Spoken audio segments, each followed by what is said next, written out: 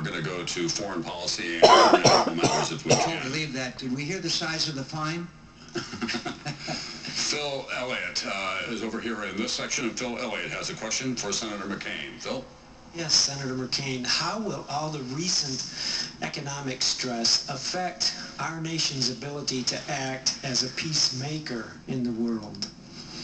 Well, I thank you for that question, because there's no doubt that history shows us that nations that are strong militarily over time have to have a strong economy as well.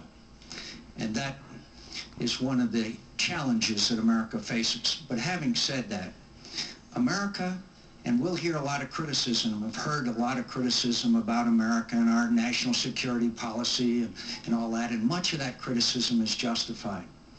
But the fact is, America is the greatest force for good in the history of the world. My friends, we have gone to all four corners of the earth and shed American blood in defense usually of somebody else's freedom and our own. So we are peacemakers and we're peacekeepers. But the challenge is to know when the United States of America can beneficially affect the outcome of a crisis, when to go in and when not, when American military power is worth the expenditure of our most precious treasure.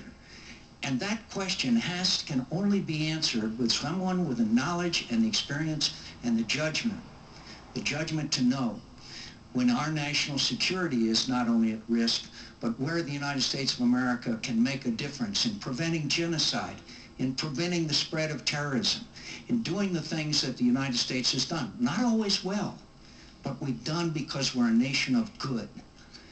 And I am convinced that my record, going back to my opposition from sending the Marines to Lebanon, to supporting our efforts in Kosovo and Bosnia and the first Gulf War, and my judgment, I think, is something that a record that I'm willing to stand on. Senator Obama was wrong about Iraq and the surge. He was wrong about Russia when they committed aggression against Georgia. And in his short career, he does not understand our national security challenges.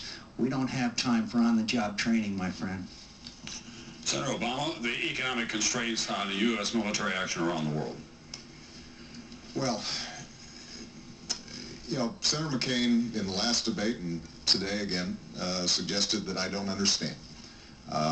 It's true. There are some things I don't understand. I don't understand how we ended up invading a country that had nothing to do with 9/11, while Osama bin Laden and Al-Qaeda are setting up base camps and safe havens to train terrorists to attack us. That was Senator McCain's judgment, and it was the wrong judgment. When Senator McCain was cheerleading the president to go into Iraq, he suggested it was going to be quick and easy. We'd be greeted as liberators. That was the wrong judgment, and it's been costly to us. So one of the difficulties with Iraq is that it has put an enormous strain, first of all, on our troops, obviously, and they have performed heroically and honorably, and we owe them an extraordinary debt of gratitude. But it's also put an enormous strain on our budget. We've spent, so far, close to $700 billion, and if we continue on the path that we're on, as Senator McCain is suggesting, it's going to go well over $1 trillion. We're spending $10 billion a month in Iraq at a time when the Iraqis have a $79 billion surplus. $79 billion.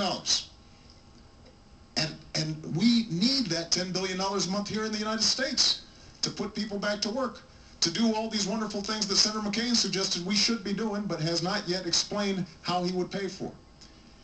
Now, Senator McCain and I do agree. This is the greatest nation on earth. We are a force of good in the world.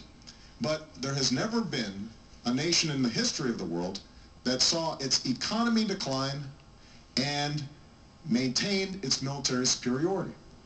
And the strains that have been placed on our alliances around the world and the respect that's been diminished over the last 8 years has constrained us in able to act on something like the genocide in Darfur because we don't have the resources or the allies to do everything that we should be doing. That's going to change when I'm president, but we can't change it unless we fundamentally change Senator McCain's and George Bush's foreign policy. It has not worked for America. Senator Obama, let me ask you, let's see if we can establish tonight the Obama doctrine and the McCain doctrine for the use of United States combat forces in situations where there's a humanitarian crisis, but it does not affect our national security. Take the Congo, where 4.5 million people have died since 1998, or take Rwanda in the earlier and dreadful days, or Somalia. What is the Obama doctrine for use of force that the United States would send when we don't have national security issues at stake? Well, we may not always have national security issues at stake, but we have moral issues at stake. If we could have intervened effectively in the Holocaust, who among us would say that we had a moral obligation not to go in? If we could have stopped Rwanda, surely if we had the ability, that would be something that we would have to strongly consider and act. So, when genocide is happening, when ethnic cleansing is happening somewhere around the world, and we stand idly by, that diminishes us. And so I do believe that we have to consider it as part of our interests, our national interests, in intervening where possible. But understand that there's a lot of cruelty around the world. We're not going to be able to be everywhere all the time. That's why it's so important for us to be able to work in concert with our allies. Let's take the example of Darfur just for a moment. Right now, there's a peacekeeping force that has been set up, and we have African Union troops in Darfur to stop a genocide that has killed hundreds of thousands of people. We could be providing logistical support, setting up a no-fly zone at relatively little cost to us, but we can only do it if we can help mobilize the international community and lead. And that's what I intend to do when I'm president. Senator McCain, the McCain doctrine, if you will. Well, let me just follow up, my friends. If we had done what Senator Obama wanted done in Iraq, and that was set a date for withdrawal, which General Petraeus, our chairman of our Joint Chiefs of Staff, said would be a very dangerous course to take for America, then we would have had a wider war. We would have been back. Iranian influence would have increased. Al-Qaeda would have reestablished a base. There was a lot at stake there, my friends. And I can tell you right now that Senator Obama would have brought our troops home in defeat. I'll bring them home with victory and with honor. And that is a fundamental difference. The United States of America, Tom, is the greatest force for good, as I said. And we must do whatever we can to prevent genocide, whatever we can to prevent these terrible calamities that we have said never again. But it also has to be tempered with our ability to beneficially affect the situation. That requires a cool hand at the tiller. This requires a person who understands what the limits of our capability are. We went in to Somalia as a peacemaking organization. We ended up trying to be, as peacekeeping organization. We ended up trying to be peacemakers, and we ended up having to withdraw in humiliation. In Lebanon, I stood up to President Reagan, my hero, and said, if we send Marines in there, how can we possibly beneficially affect this situation, and said we shouldn't. Unfortunately, almost 300 brave young Marines were killed. So you have to temper your decisions with the ability to beneficially affect the situation and realize you're sending America's most precious asset, American blood, into harm's way. And again, I know those situations. I've been in them all my life. And I can tell you right now, the security of your young men and women who are serving in the military are my first priority right after our nation's security. And I may have to make those tough decisions, but I won't take them lightly.